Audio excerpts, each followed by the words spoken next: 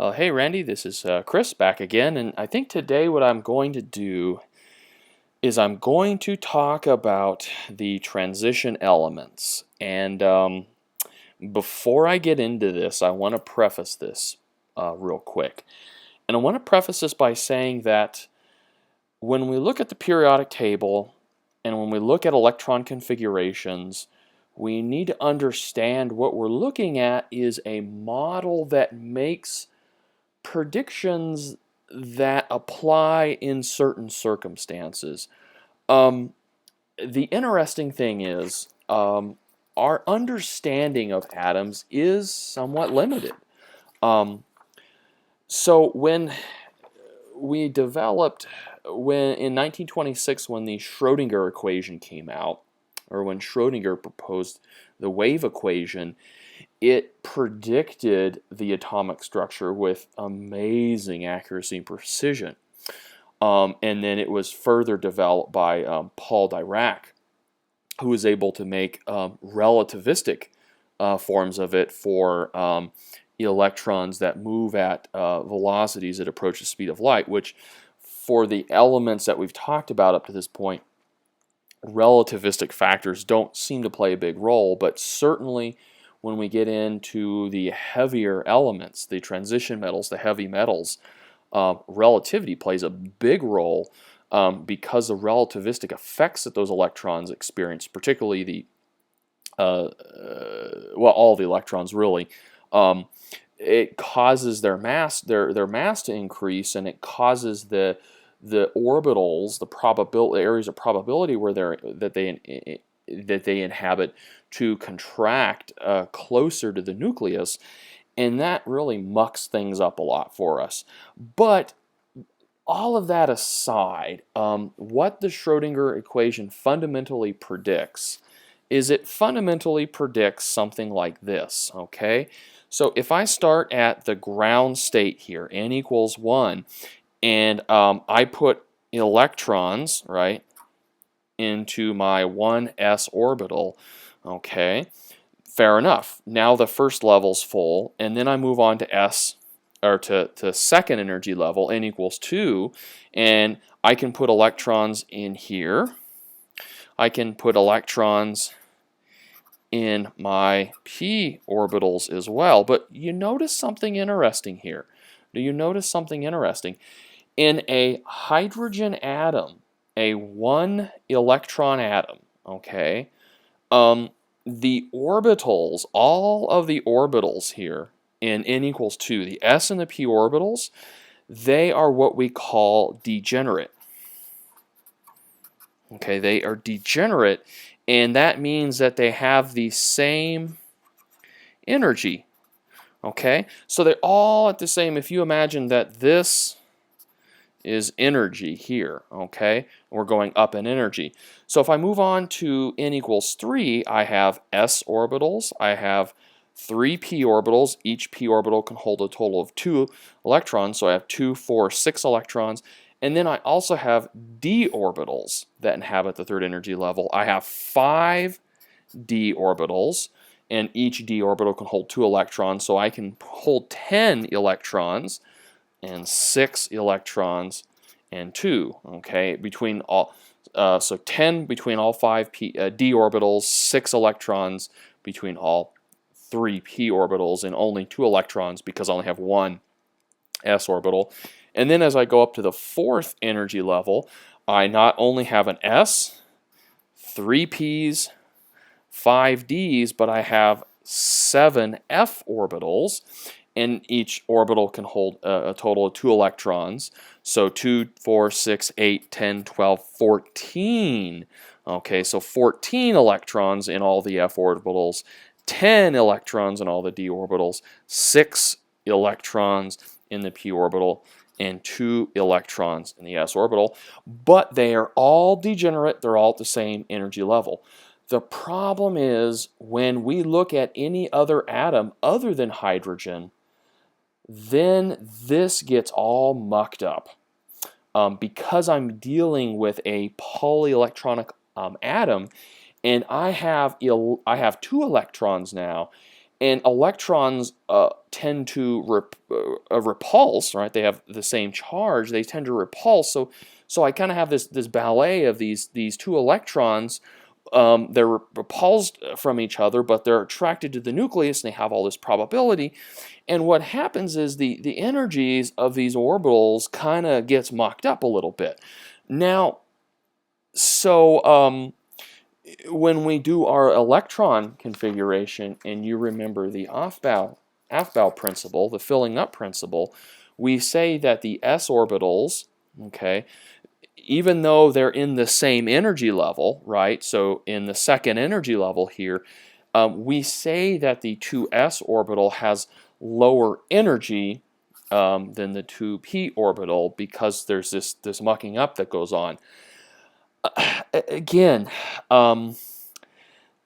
we do not have exact solutions, exact quantum mechanical solutions for polyelectronic atoms. So there is a bit more ambiguity in this, okay? I would not take this as 100% accurate and precise. What this is an approximation. What we do is we go, okay, well, if I approximate all the other atoms and say that they more or less, they have characteristics of the hydrogen atom, and we make some approximations, we can come up with principles that allow us to make predictions about the electron structure. But that's not to say that this is exact or this is exactly what's going on. It's just a good approximation, and it is a good starting point for making predictions and talking about the chemistry that goes on.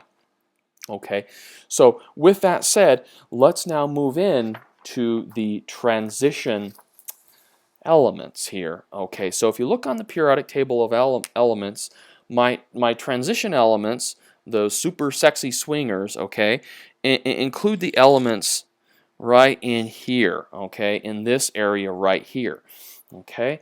And when we talk about the electron configurations of these, let's go ahead and do the electron configuration of calcium here. Okay, calcium is an alkaline earth metal, right next to the alkali metals, okay, and it has 20 electrons. So what the heck? Let's just go ahead and fill this up using the Aufbau principle, okay. So when I do this, okay, so here's calcium. I have 20 electrons. So let's go ahead and fill this guy up. So let's start at 1s2. Okay, that's 2 electrons. Okay, and now I need to move to the second energy level, 2s2. Okay, 2p6. Okay, now the second energy level's full, and then I'm going to move down to where? Okay, where am I going to move? Well, right now I have 6, 7, 8, 9, 10. I have 10 of the 20 I need, and I am here at neon, okay? I'm here at neon. So what I'm going to do is I'm going to move down to sodium here, okay? I'm going to move down to sodium, okay? Which is going to be 3, right? So I've moved down, okay? I've moved down to the third energy level, 3. S1 would be sodium, S2 would be magnesium. So let's go ahead and fill up the 3S, okay, 3S. And then I'm going to go to the P, right, 3P6, okay. So I have now gone all the way through 2. I've gone to the 3P6, and then I'm going to move down to 4. What? Wait a minute, what? What do you, no. Because didn't I just say that in the third energy level, I have these d orbitals here, right? I have these d orbitals. Well, wait a minute. Why in the heck have I gone from argon, okay, my p, and now I'm moving down to the fourth energy? What is going on here? Wait a minute. I totally skipped over the 3d orbitals. And that is what happens with the transition elements. So what we're going to do is we're going to go ahead, okay, 3p6, we're going to move down to potassium, okay, and we're going to go to 4s. 4s1 would be potassium, 4s2 would bring us to calcium, and those are our 20 electrons that we've accounted for, okay? Now, a shorthand way of doing this, and I'm going to do this from here on out, is how about I just look at the noble gas here, right? Okay, so in this case, 18 would be argon. And another way of writing this to get rid of all this stuff, because really I'm more concerned about the outer electrons, is another way of writing the electron configuration of calcium would just to be to write argon and then write all the electrons after argon. So that would be argon, and then calcium would be 4s2. Okay, you see how this is an equivalent way, and basically what I've done is I've taken all of this stuff here, and this is argon right here, right? And so I've just taken that and put it in there. So there's where we're going to go. Now, here's the interesting thing. Once I get past 20 electrons, so I go from 20 and I go from 21 on up, okay, then what happens is in the transition elements, I start filling up 3d orbitals, okay? So let's go ahead and look at scandium, okay? So scandium is going to be my first, okay? Let's see if I can just set that there, and you see that okay? Yeah, I'll pull it down just a little more, okay? So scandium, okay? So what I'm going to do is I'm going to write argon, okay? And I'm going to write 4s2, okay? And then 3d1, all right? And you noticed how many elements do I have in the part of the period that's in the transition elements. I have 1, 2, 3, 4, 5, 6, 7, 8, 9, 10. I have 10 elements that correspond to the 10 electrons that I have in the d orbitals. Okay, so that makes sense. All right, so this is going to be scandium. That's the electron configuration for scandium. Let's move over to titanium, Ti, and do the same thing. 4s2, 3d, what do you guess? 2. Okay, and that is titanium. Now, you see how I've written the 3d2 after the 4s? And what this kind of tells you is, or what you might think is, oh, well, the 3d orbital must have higher energy than the 4s, so it's really the d orbital's the valence. That's not the case, okay? It is the case in calcium, okay? So at 20 electrons, it is the case that the 4s energy level here in calcium is lower than the 3d, okay? So that's why we fill it up first, okay? That is the case. But then once I add that one more electron into the mix, then it all gets mucked up, and the 4s becomes higher, and the 3d becomes just a tad bit lower. Okay, so you could write this as 3d1 4s2 if you wanted. Okay, that's an okay writing it. You could write 3d2 4s2. Okay, I'm just writing this because this is kind of a leftover from calcium. But don't be fooled into thinking that when I ionize these things, the s electrons do appear to be the first electrons to go. So you can see why I called these the transition elements the super sexy swingers, because they don't really follow the rules that we've talked about up to this point. And it gets weirder as well. So let's go ahead and now look at let's see, we did scandium, titanium. Let's do vanadium. Okay, so vanadium here is going to be 4s2 3d3. Okay, let's do chromium. Okay, chromium, 4s2, okay, 3d4. That would be what you would think, huh? That would be what you'd think. But here's the unfortunate problem. That's not what happens. This is yet another exception to the rule. Okay, so at chromium, what happens is one of those electrons in the s orbital will move up to a d orbital, or over to the d orbital. So actually what happens is I get 4s1, 3d5. Okay, so chromium is that turd in the punch bowl, and we see this happen. Okay, so if we look at the periodic table of elements, we see this happen with chromium, and this is actually a periodic thing. Not only do we see it happen with chromium, but we see it happen underneath it too with molybdenum. Okay, so that little s-d electron swap happens down here as well. Okay, so this is one area where I have an interesting thing happens. And then when I move down to nickel, okay, or over to nickel rather, right here, things kind of go back to normal where I have the 4s2 3d5. Okay, let's go ahead and do. So we've done chromium. Oh, what am I doing here? What am I doing?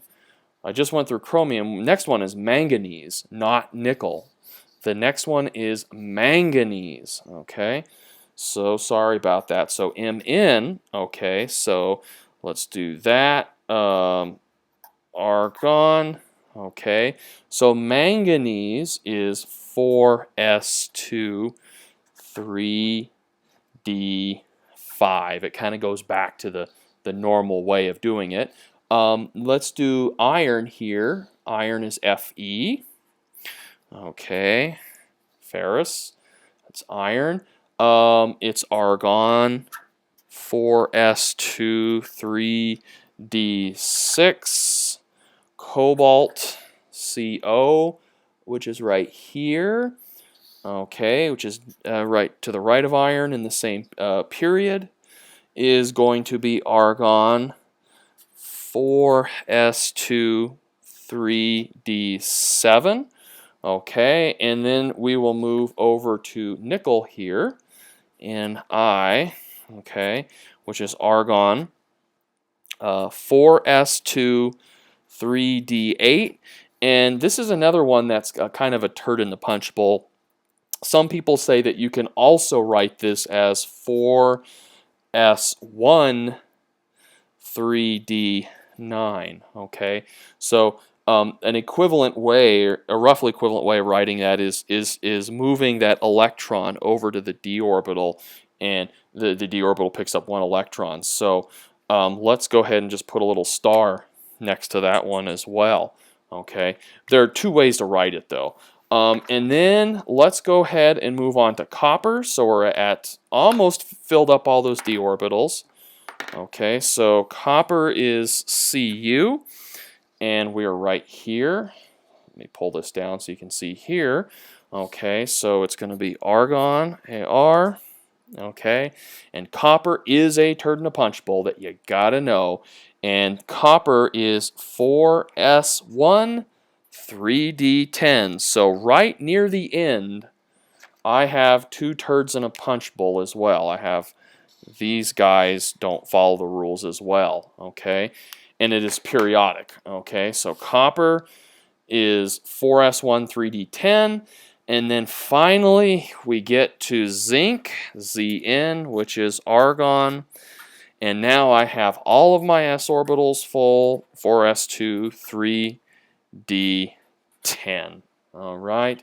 So I've got a turd in a punch bowl here, turd in a punch bowl here. Oh, let me pull this thing down. So I have a turd in a punch bowl at chromium, a turd in a punch bowl at copper, and right underneath them you would expect more turds. The molybdenum, obviously I've dealt with this one a whole lot, and then silver underneath copper. Okay, so these guys are turds in the punch bowl.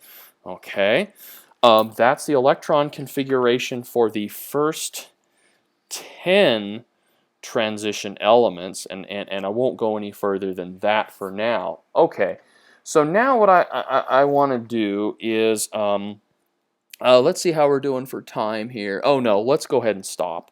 I've been yakking for much too long, and we'll do that in another video. All right, take it easy, Randy.